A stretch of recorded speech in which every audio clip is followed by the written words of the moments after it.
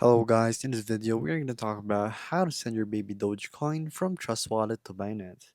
So open up your Trust Wallet, enter your passcode, and then head on to your Baby Doge right here, and then press send.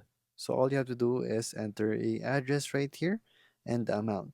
So first we'll go to our Binance and search up Baby Doge. So where can we actually find that? So let's just press so we are trying to deposit right here. So Baby Doge.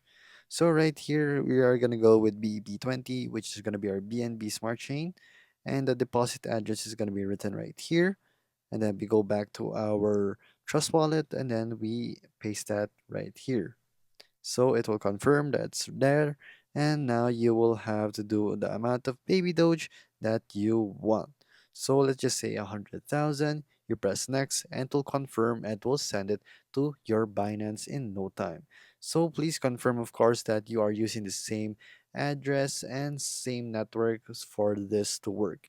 And it's just that simple. So that's how you send your Baby Dogecoin from Trust Wallet to Binance.